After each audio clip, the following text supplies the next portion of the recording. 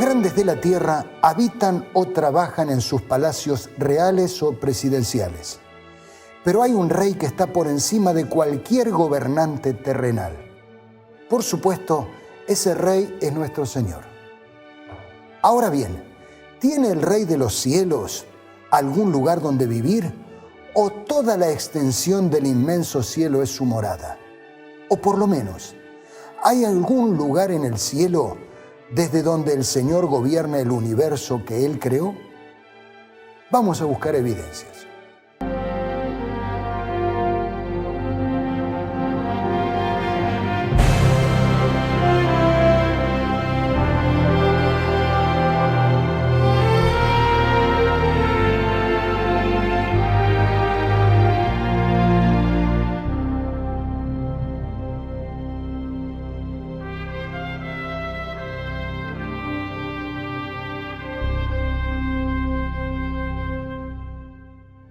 Prácticamente no existe un lugar donde sus habitantes no hayan erigido edificios para adorar a sus divinidades. Desde la más remota antigüedad nos han dejado las evidencias, porque ahí están sus templos, antiguos o recientes, sencillos o fastuosos. Especialmente estos últimos, por su riqueza o por su arte, atraen la atención de millones de turistas que actualmente los visitan.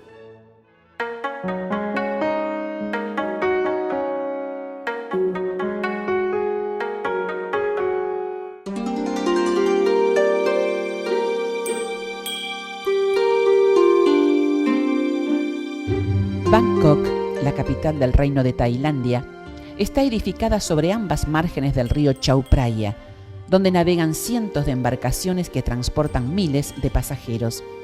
Es una ciudad moderna, con un activo comercio en todos sus barrios.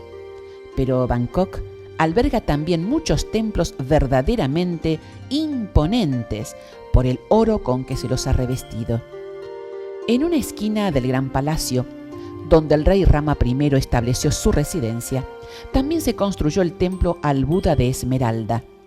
Su centro de atracción es la pequeña imagen del Buda de una sola pieza de esmeralda, para quien el rey Rama I hizo 2 vestidos estacionales, uno para el verano y el otro para la estación de las lluvias.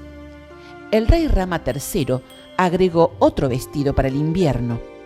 La ceremonia del cambio de los vestidos es presidida por el actual rey 3 veces por año. El esplendor de sus magníficos edificios se complementa con miles de otras estatuas también doradas y policromadas. Muy cerca del palacio se encuentra otro gran templo construido sobre la estatua más grande que existe del Buda reclinado o acostado.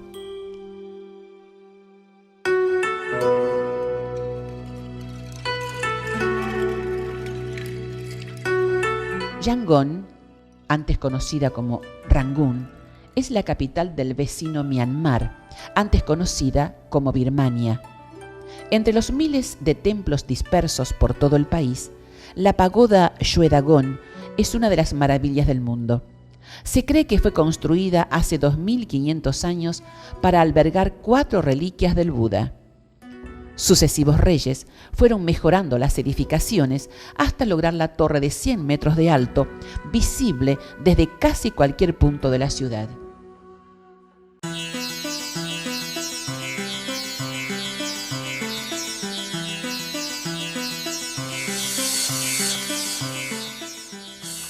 La actual Sri Lanka ocupa todo el territorio de lo que se conocía como la isla de Ceilán.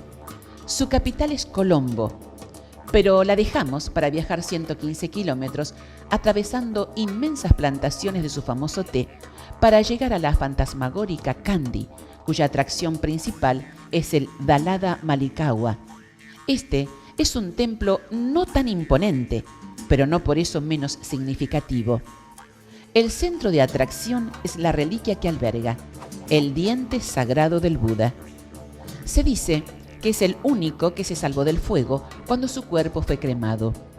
Luego de una gran cantidad de peripecias que están narradas por medio de pinturas en algunos paneles interiores, el diente por fin descansa en un edificio central al que concurren miles de peregrinos cada día.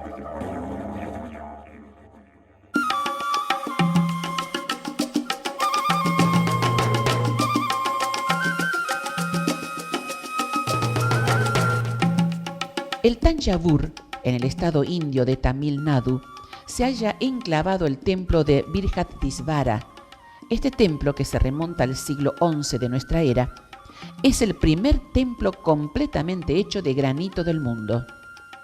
Fue erigido por la dinastía Chola y se encuentra dedicado al dios Shiva, una de las principales deidades del hinduismo. Brihadisvara consta de varias estructuras que se alinean axialmente unas con otras y es una de las piezas arquitectónicas más valoradas. Cuenta con una torre, la Vimana, que mide cerca de 70 metros de altura y que se encuentra entre las más altas de su tipo en el mundo. En 1987, Brihadisvara fue declarado por la UNESCO como Patrimonio de la Humanidad.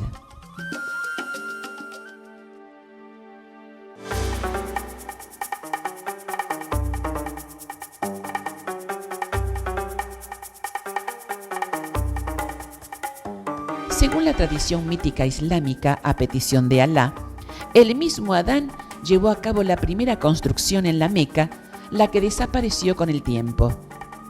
Cuando Abraham expulsó a su hijo Ismael con su madre Agar, ésta descubrió una fuente, el Zamzam, en torno a la cual se fue formando la Meca, donde Abraham, también por petición de Alá, construyó la habitación cúbica, es decir, la Kaaba, para que la gente peregrine a este lugar. Con el tiempo, la Meca se convirtió en un lugar de peregrinaje para distintas formas de idolatría. Esta situación duró hasta que en la misma ciudad nació el profeta Mahoma, quien a su tiempo instaló el monoteísmo.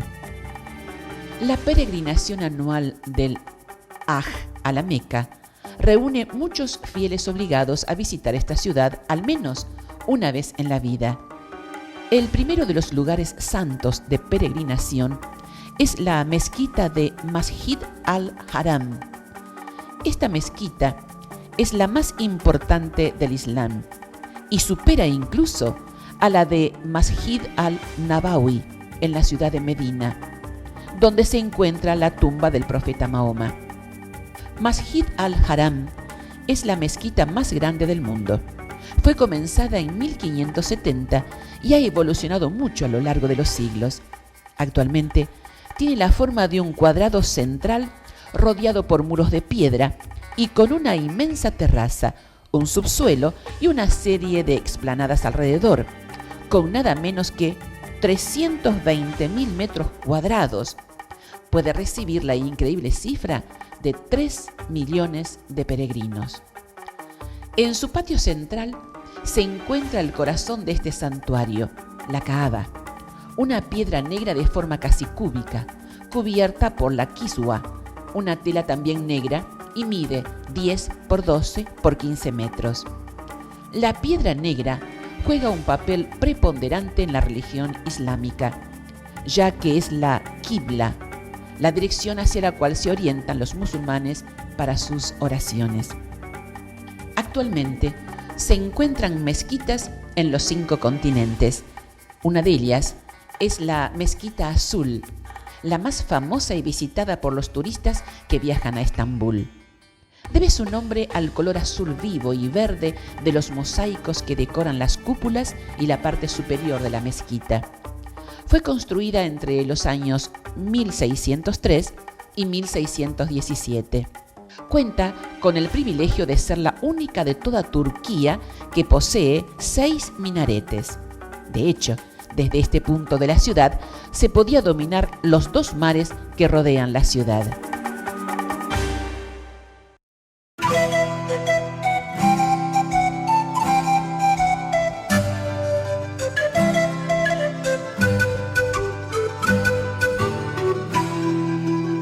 En la América precolombina se desarrollaron cientos de civilizaciones originales a lo largo de todo el continente. Las consideradas altas culturas precolombinas surgieron en Mesoamérica y los Andes. De norte a sur podemos recordar, entre otras, a las culturas azteca, mixteca, maya, muisca, mochica, nazca, tihuanaco, cañariz e inca. Todas ellas elaboraron complejos sistemas de organización política y social y son notables por su religión y sus tradiciones artísticas, que alcanzó un alto grado de desarrollo en la edificación de templos y monumentos religiosos.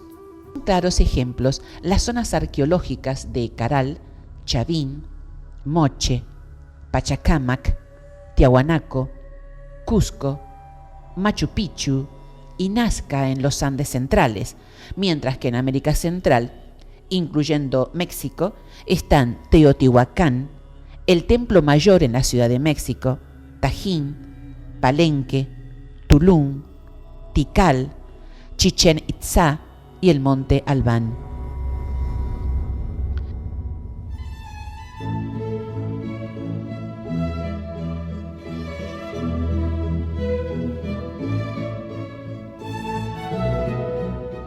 El cristianismo no quedó a la saga en la construcción de templos.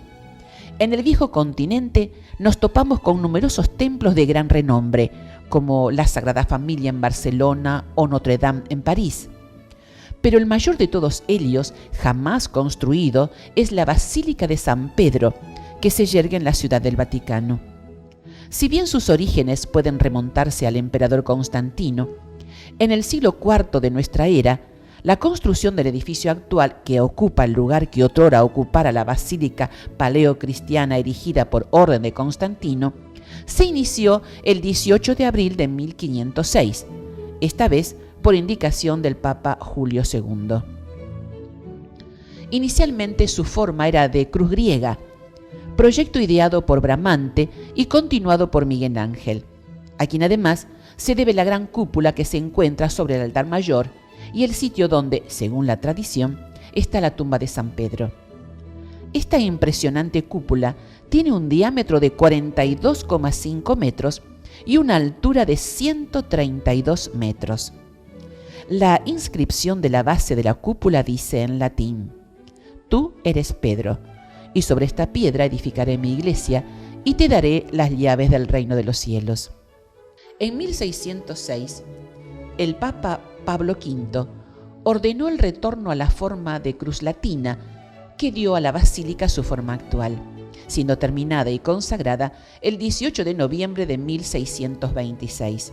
Es decir, que su construcción demandó 120 años y 7 meses. Y si demandó tiempo, también demandó grandes cantidades de dinero, no solamente para la basílica en sí, sino también para la inmensa plaza ovalada de San Pedro y sus columnas perimetrales, sin mencionar el deslumbrante baldaquino de bronce macizo que se alza sobre el altar mayor.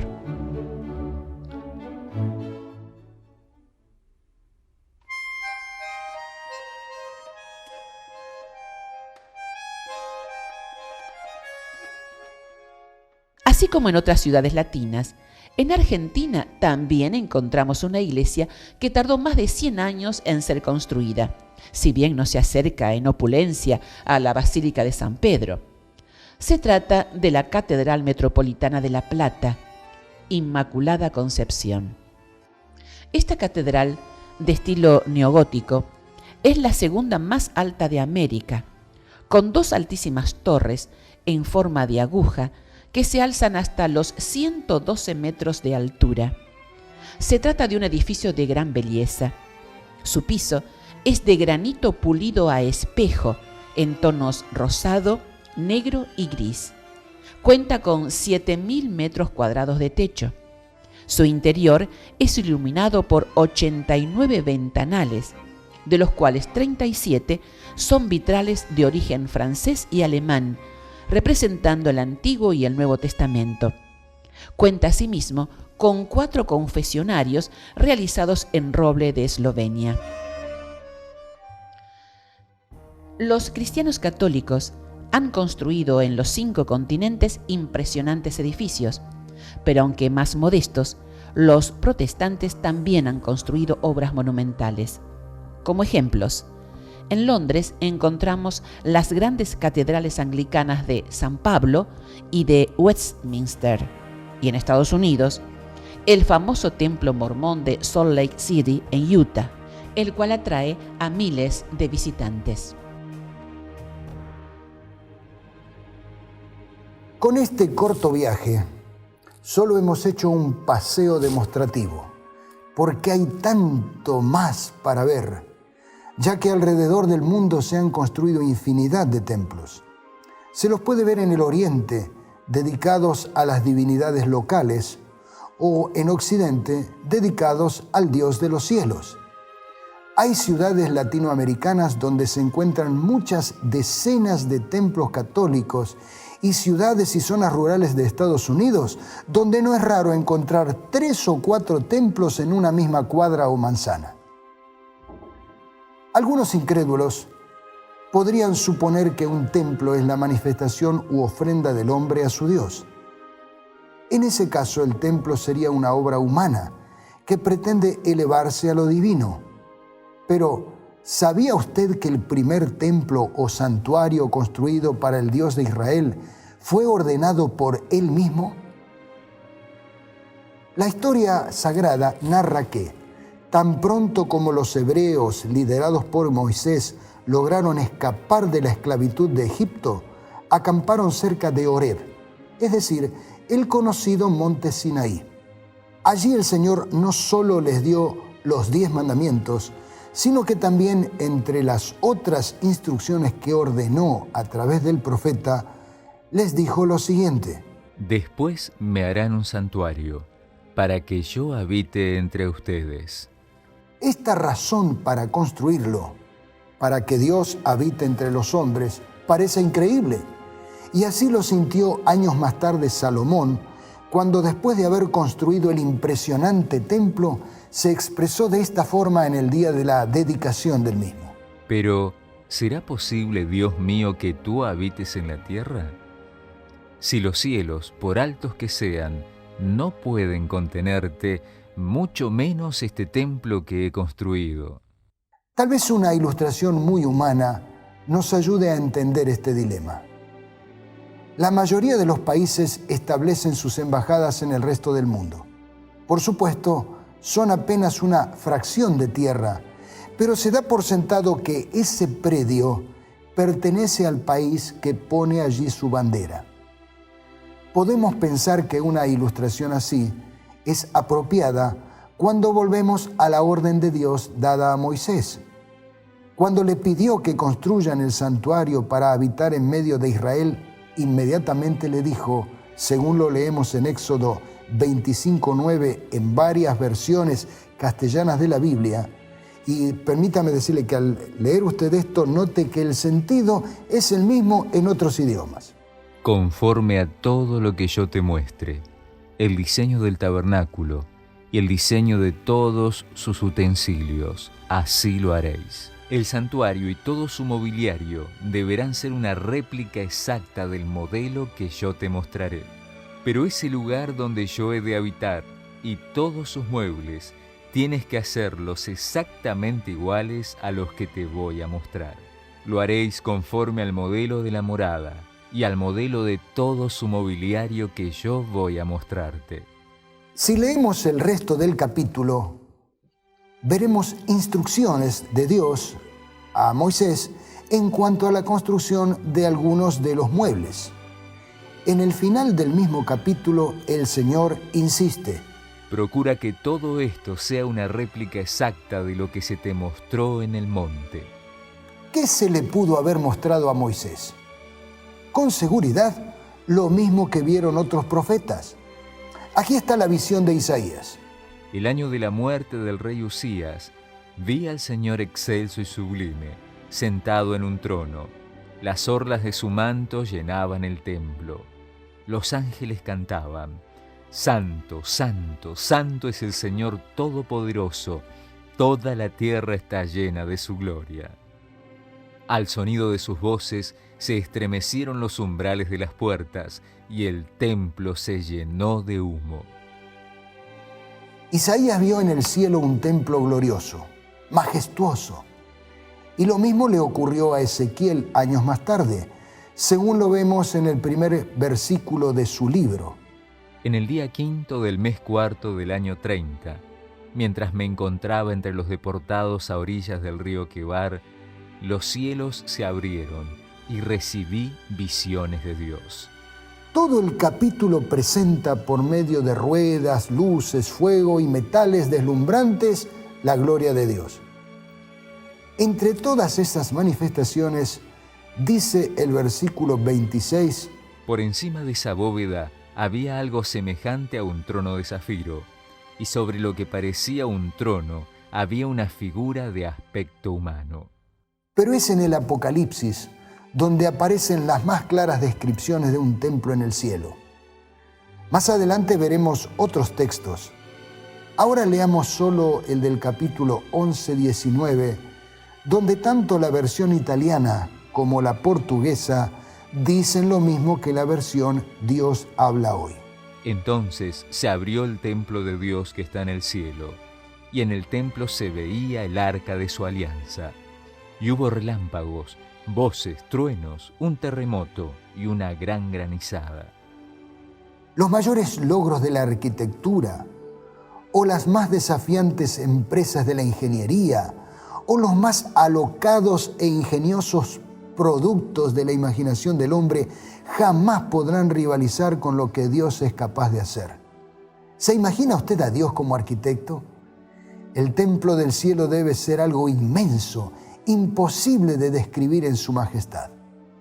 En el libro a los Hebreos, el autor está tratando de explicar a sus conciudadanos el significado de los ritos y ceremonias que se celebraron durante siglos, tanto en el santuario del desierto como en las construcciones sólidas del tiempo de Salomón y de Zorobabel.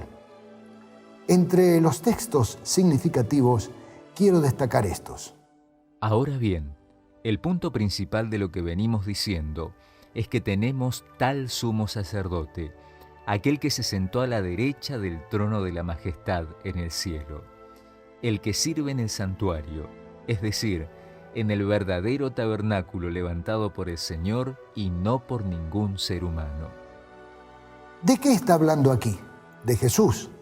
En pocas palabras, los sacerdotes humanos de alguna manera lo representaban a Él. Y aquí está aclarada su función. Estos sacerdotes sirven en un santuario que es copia y sombra del que está en el cielo, tal como se le advirtió a Moisés cuando estaba a punto de construir el tabernáculo.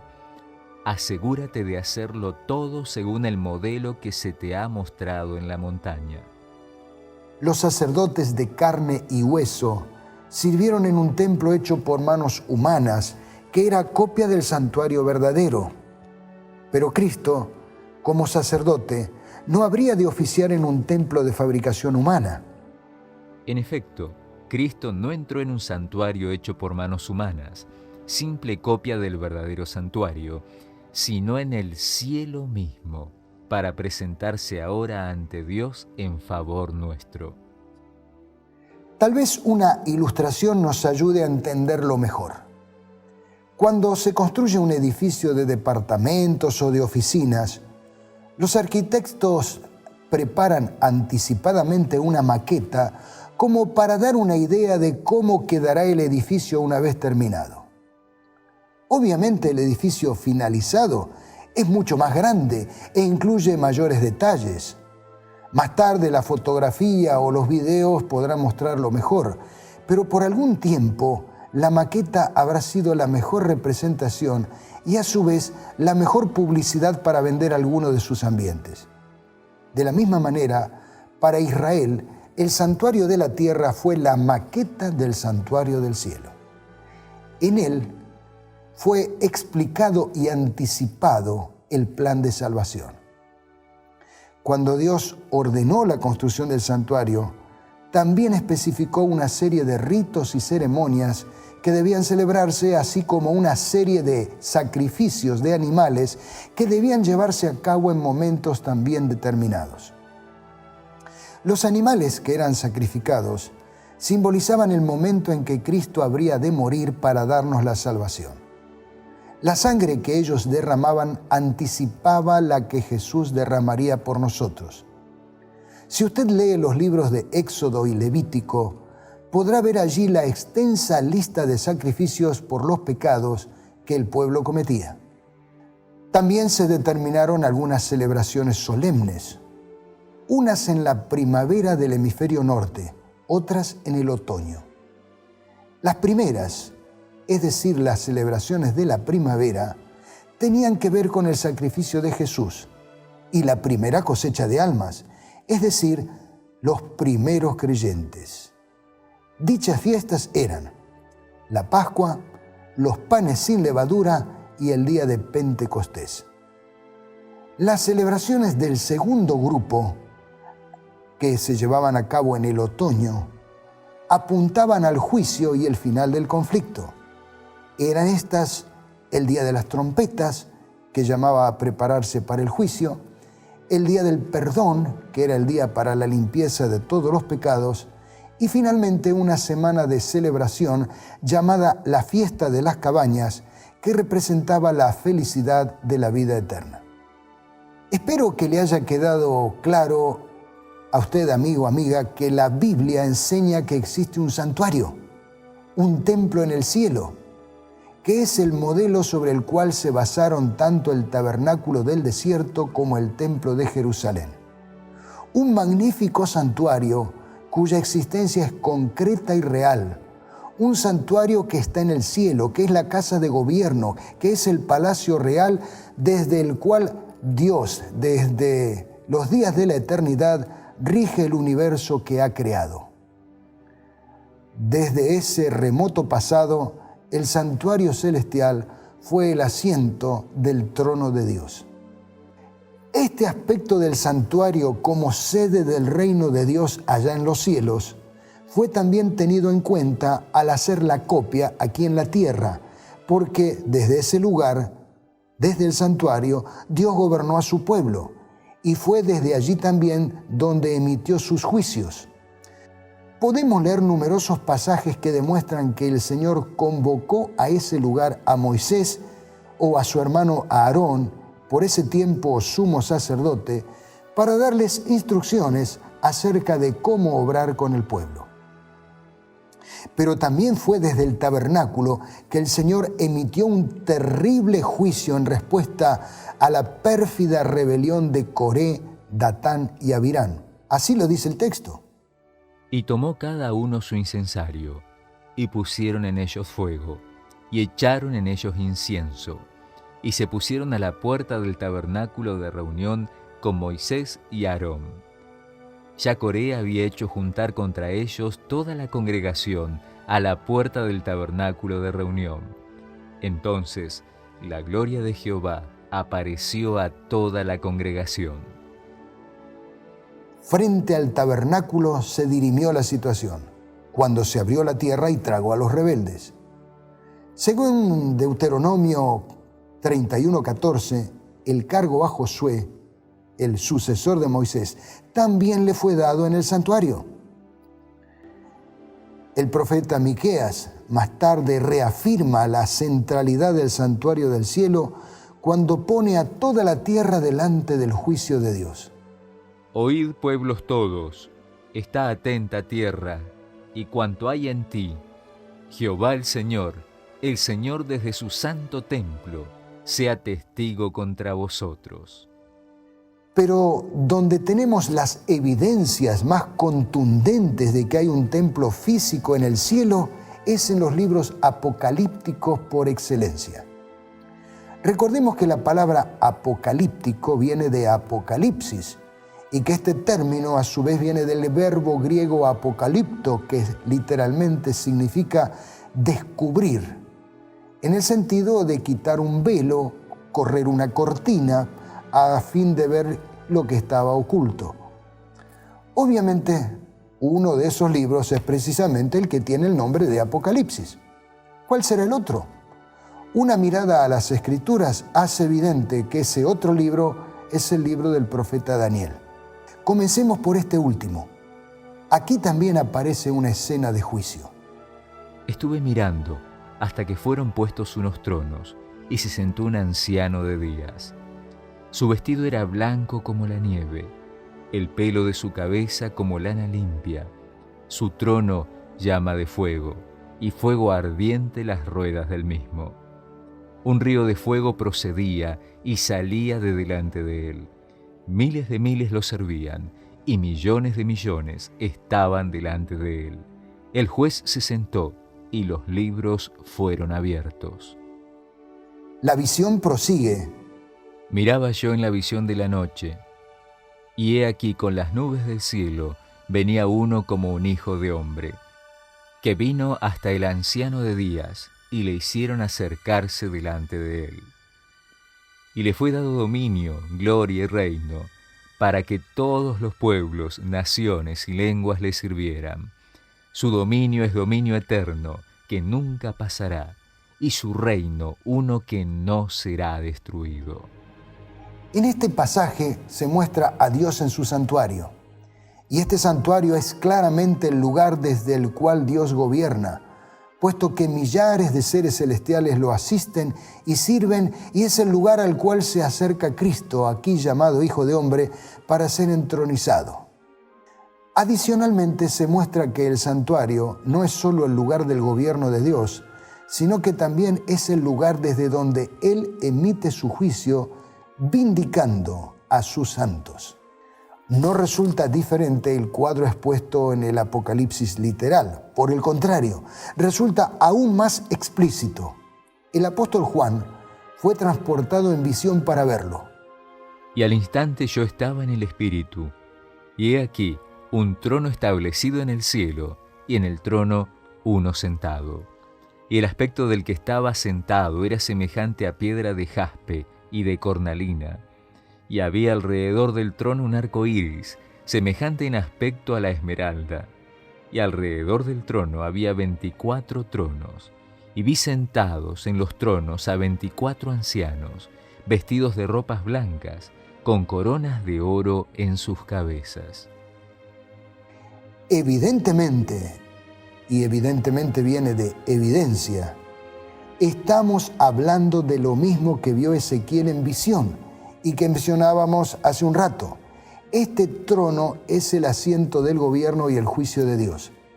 También en consonancia con Daniel 7, Cristo viene ante este trono y es exaltado juntamente con el Padre. Y vino y tomó el libro de la mano derecha del que estaba sentado en el trono. ¿Cómo sabemos que este trono se encuentra en el templo celestial? Bueno, por el relato que hace el Apocalipsis de los últimos juicios de Dios sobre los impíos de la tierra. Comenzando con Apocalipsis 14:14, se envían desde el templo los castigos que llevarán al fin del mundo. Comienzan con el derramamiento de 7 terribles y finales plagas. Así se describe su preparación. Después de estas cosas miré, y aquí fue abierto en el cielo el templo del tabernáculo del testimonio, y del templo salieron los 7 ángeles que tenían las 7 plagas, vestidos de lino limpio y resplandeciente, y ceñidos alrededor del pecho con cintos de oro. Note que en estos versículos se afirma que los ángeles salen del templo del cielo. Desde allí finalmente se da la orden de destrucción. Oí una gran voz que decía desde el templo a los 7 ángeles: Id y derramad sobre la tierra las 7 copas de la ira de Dios. No caben dudas de que el trono de Dios se encuentra en el santuario celestial. Apocalipsis lo hace claramente explícito. Como vemos hasta aquí, existe coherencia entre Daniel y Apocalipsis y, por supuesto, coherencia con el resto de las Escrituras. Con justa razón, el profeta Habacuc llamaba a reverenciar a Dios diciendo: En cambio, el Señor está en su santo templo. Guarde toda la tierra silencio en su presencia. Recapitulemos. Con estas evidencias bíblicas, creemos haber respondido a la pregunta inicial. En efecto, Dios tiene una morada en el cielo. Es su santuario. Por lo tanto, es su templo. No es una vivienda, porque Él no la necesita, pero es el palacio real es la casa de gobierno, es el lugar desde donde Él rige el universo. Para enseñar la realidad del santuario del cielo, Dios le pidió a Moisés que construyera el santuario en el desierto.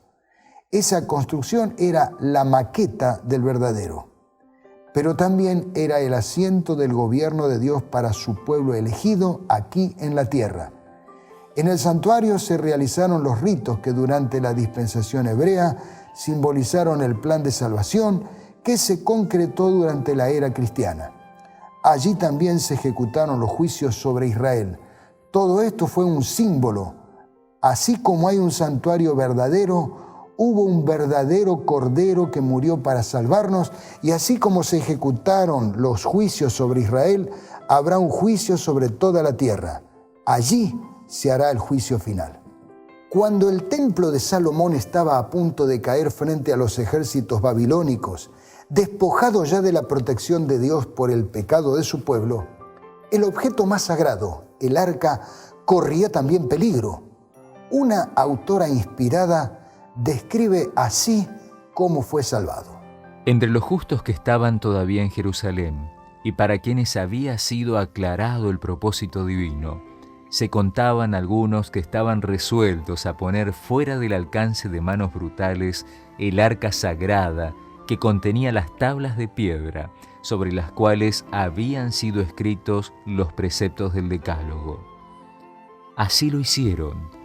Con lamentos y pesadumbre, escondieron el arca en una cueva, donde había de quedar oculta del pueblo de Israel y de Judá por causa de sus pecados, para no serles ya devuelta. Esa arca sagrada está todavía escondida. No ha sido tocada desde que fue puesta en recaudo. En una de las películas de Indiana Jones, el personaje central pretendió haber llegado hasta esa arca sagrada. Hasta aquí todo eso no fue sino fantasía. Pero nos da pie a nosotros para imaginar qué podría ocurrir si un día fuera encontrado ese sagrado recipiente de la ley de Dios. Sin ninguna duda, sería la evidencia más sorprendente de todos los tiempos. Solo Dios y el tiempo tienen la respuesta. ¿Ha ido usted alguna vez al estudio de un abogado esperando que él lo ayude en un pleito para que sea resuelto a su favor? Al entregar nuestro caso en manos del abogado, nos vamos con la esperanza de que él nos ayude a alcanzar lo que deseamos. Felizmente, hay otro abogado por encima de todos los abogados de la tierra. Es nuestro intercesor ante el trono. Leamos este texto. Por lo tanto, ya que en Jesús, el Hijo de Dios, tenemos un gran sumo sacerdote que ha atravesado los cielos, aferrémonos a la fe que profesamos. Porque no tenemos un sumo sacerdote incapaz de compadecerse de nuestras debilidades, sino uno que fue tentado en todo, de la misma manera que nosotros, aunque sin pecado. Así que acerquémonos confiadamente al trono de la gracia, para recibir misericordia y hallar la gracia que nos ayude en el momento que más la necesitemos. Si hoy es el momento en que usted está necesitando ese abogado, deseo que nuestro gran ayudador le dé la solución al problema que lo está aquejando. Que Dios lo bendiga. Lo esperamos en otros programas de esta serie Evidencias que sorprenden.